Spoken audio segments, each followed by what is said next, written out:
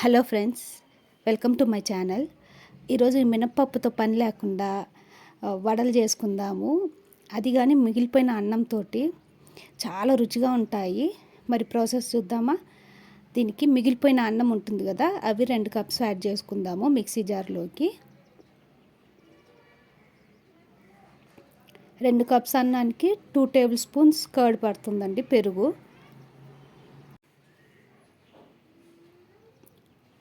ఇందులోకి water add చేయకూడదండి, అలాగే బ్లెండ్ చేసుకుందాము.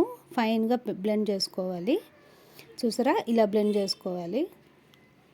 ఇప్పుడు ఇదంతా గిన్నెలోకి తీసుకుందాము.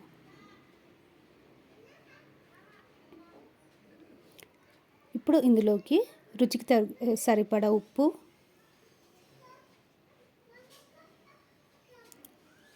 ఇంకా రైస్ ఫ్లోర్ 2 టేబుల్ స్పూన్ అండి, బియ్యం పిండి,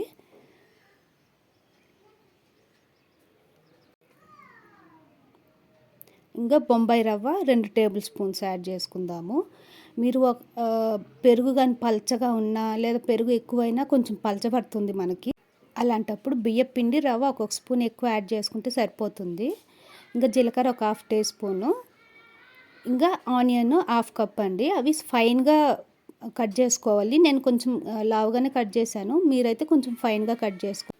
ఇంకా కొత్తిమీర కొంచెం అండి, and chilli powder 1/2 teaspoon పడుతుంది, కారపొడి. 1/2 టీ స్పూన్ అల్లం అండి, తురిమిన అల్లము. అది ఆప్షనల్, కావాలంటే వేసుకోవచ్చు.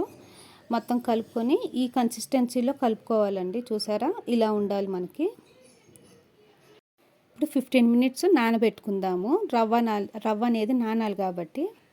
సో 15 మినిట్స్ తర్వాత ఒక బౌల్లో వాటర్ తీసుకోవాలండి, నీళ్ళు అలా చెయ్యి అద్దుకొని వడలు చేసుకుందాం మనము.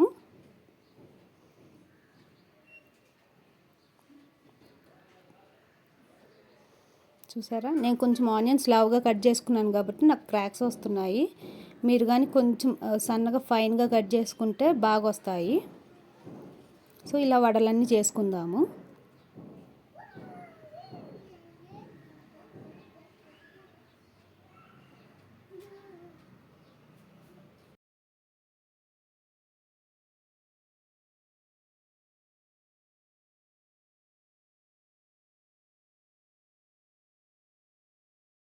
ఇలా వడలన్నీ చేసి పెట్టుకుందాము.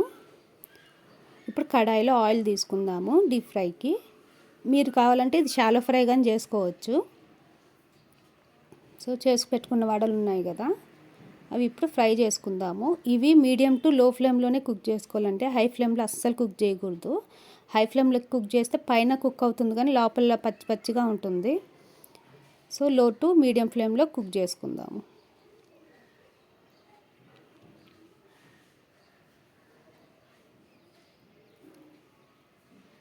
చూసారా, హాఫ్ కుక్ అయ్యాయి. ఇప్పుడు ఇంకొక సైడ్కి తిప్పుకుందామన్నీ. ఇవి గోల్డెన్ కలర్ రావాలండి. ఒక్కసారి చేసుకొని చూడండి, చాలా బాగుంటాయి, చాలా టేస్టీగా కానీ ఉంటాయి. మినపవడల కన్నా ఇవే చేసుకుంటారు, అంత రుచిగా ఉంటాయి. సో ఫ్రై అవుతున్నాయి. సో చూసారా, గోల్డెన్ కలర్ వచ్చింది కదా, ఇంకా తీసేసుకుందాం ఇవి.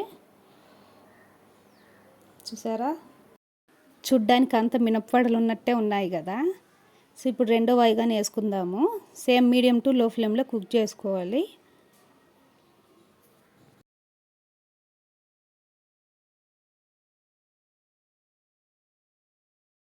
టూ కప్స్ అన్నానికండి నాకు 12 దాకా అయ్యాయి వడలు అనేటివి.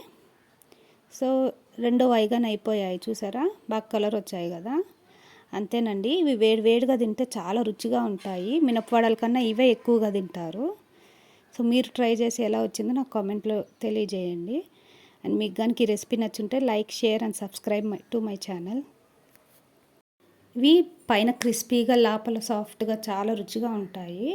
ఈసారి అన్నం కానీ మిగిలిపోతే ఇలా ట్రై చేసి చూడండి. ఇవి సాస్ తోటి కానీ లేదా చట్నీస్ తోటి చాలా రుచిగా ఉంటాయి. Thanks for watching.